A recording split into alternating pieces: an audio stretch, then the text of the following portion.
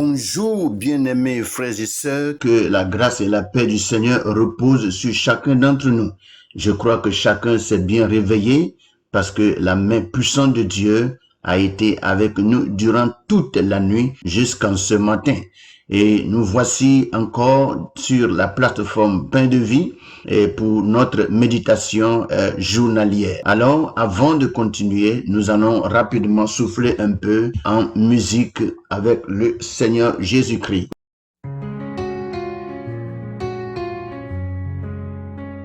Seigneur Jésus, bien aimé de mon âme, attire-moi toujours plus près de toi. Je viens à toi, mon cœur ouvert, dans ton amour, je veux demeurer. Chaque souffle, chaque instant, te chercher de tout mon être. Je suis à toi et tu es à moi pour l'éternité. Mon bien-aimé Seigneur, dans ton regard, mon âme se repose, assurance parfaite de ton grand amour. Fais de ma vie un doux jardin, parfum de grâce, source divine. Chaque pas guidé par toi, lumière douce sur mon chemin. Je suis à toi et tu es à moi pour l'éternité. Mon bien-aimé Seigneur, dans ton regard, mon âme se repose, assurance parfaite de ton grand amour. Retiens-moi près de ton cœur, ne me laisse jamais partir. Mon âme chante pour toujours ton nom Jésus, mon abri. Je suis à toi et tu es à moi pour l'éternité. Mon bien-aimé Seigneur, Amen, Amen, toujours à toi.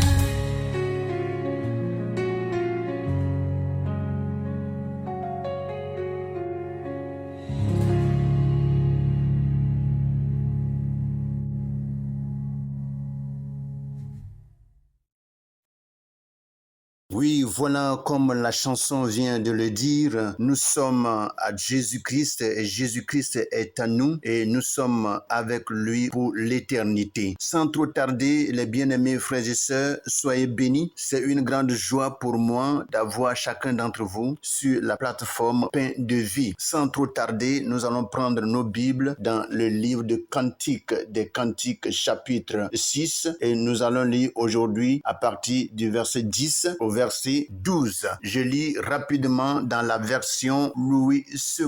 Il est écrit: Qui est celle qui apparaît comme l'aurore, belle comme la lune, pure comme le soleil, mais terrible comme des troupes sous leur bannière? Je suis descendu au jardin des noyers pour voir la verdure de la vallée, pour voir si la vigne pousse, si les grenadiers fleurissent. Je ne sais, mais mon désir m'a rendu semblable au char de mon noble peuple. Voici ce que Louis II nous dit. Nous allons sans trop tarder porter nos regards sur le français courant où nous allons lire le même passage. Ecclésiaste chapitre 6 à partir du verset 10 au verset 12. Il est écrit: quelle est donc cette femme qui a la fierté de l'aurore, la beauté de la lune, l'éclat du soleil et vous trouble autant qu'un mirage? Je suis descendu au parc des noyers pour voir les jeunes pousses dans le vallon, pour voir si la vigne bourgeonne et si les grenadiers sont en fleurs. Mais je n'y comprends plus rien. Tu me fais perdre mes moyens, fille de noble race. Voici ce que le français courant nous dit. Nous allons sans trop tarder passer à notre méditation de ce matin et je viens pour dire que le thème de notre méditation de ce matin s'intitule l'éclat de l'épouse aux yeux de Dieu et nous allons développer ce thème sur 3 points. Le premier point, l'identité glorieuse de l'épouse. Deuxième point, une beauté transformée par la grâce. Troisième point, une force spirituelle redoutable. À la fin de ces 3 points, nous allons passer à une toute petite prière qui va certainement nous faire du bien. Nous commençons notre méditation sur le point 1, l'identité glorieuse de l'épouse. Le bien-aimé décrit l'épouse comme resplendissante, comme l'aurore, belle comme la lune et pure comme le soleil. Cela nous montre la valeur et la dignité spirituelle que Dieu accorde à son peuple. Aux yeux de Dieu, ceux qui lui appartiennent ne sont pas faibles et insignifiants, mais porteurs de lumière et de gloire. Comme l'aurore qui annonce un nouveau jour, l'Église est appelée à annoncer une ère nouvelle par la présence de Christ. Point 2. Une beauté transformée par la grâce. La lune ne brille pas par elle seule. Elle reflète la lumière du soleil. De même, le croyant n'a pas de lumière propre, mais il reflète la gloire de Christ en lui. La pureté du soleil parle d'une vie sanctifiée où le cœur s'aligne sur la volonté de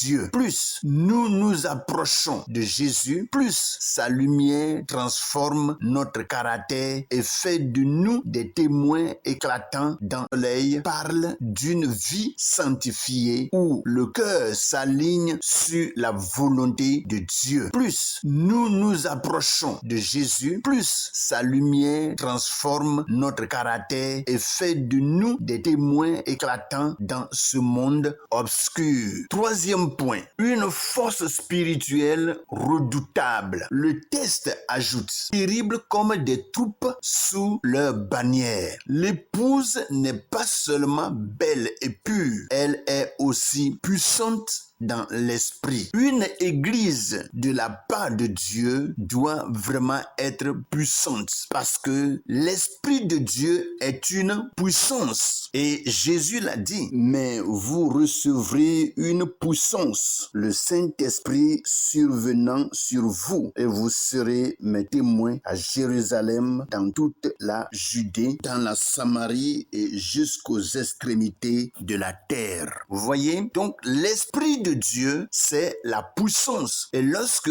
nous marchons avec le Seigneur en tant qu'Église, nous devons posséder cette puissance qui est animée par Dieu lui-même. Alléluia. Quand l'Église marche dans l'unité, la sainteté et l'amour, elle devient inarrêtable face aux attaques de l'ennemi. En réalité, l'Église dans ce monde doit faire trembler les ténèbres parce que l'Église possède la vie de Dieu. Et là où il y a la vie de Dieu, il y a la lumière. Et nous savons tous que là où se trouve la lumière, les ténèbres ne peuvent pas résister. Et c'est pour cela la présence de l'Église dans ce monde jusqu'au jour d'aujourd'hui fait trembler les mystiques, les occultes, les féticheurs et les sorciers. Parce que l'Église, quand elle se lève, elle bouleverse tout sur son passage par la puissance de Dieu. Alléluia. Vous voyez, la véritable force de l'Église n'est pas dans les armes humaines, mais dans la présence du Christ qui fait d'elle une armée victorieuse. Lorsque des fois nous voyons l'Église se reculer devant l'adversité, il faut dire qu'une telle Église est faible. Aucune Église de la part de Dieu ne peut reculer en face de l'adversité. L'Église doit affronter l'adversité, l'ennemi, et battre cet ennemi, marcher là-dessus, parce que l'Église a la puissance de Dieu. Gloire à Jésus. Nous allons finir par la prière. Seigneur Jésus, merci de nous rappeler que nous sommes précieux à tes yeux. Aide-nous à refléter ta lumière comme la lumière reflète le soleil. Sanctifie nos vies pour que ta pureté brille en nous. Fortifie ton Église afin qu'elle se lève comme une armée victorieuse, belle et redoutable dans ton amour. Au nom puissant de Jésus-Christ de Nazareth. Amen. Voici, frères et sœurs, nous venons de terminer ainsi notre méditation, mais j'encourage chacun à porter les regards sur le passage du jour et de continuer à méditer ces paroles pour que Dieu puisse davantage nous enseigner. Que le Seigneur nous bénisse et que sa grâce repose sur la vie de tout un chacun. Passez une bonne et merveilleuse journée avec le Seigneur Jésus. Amen.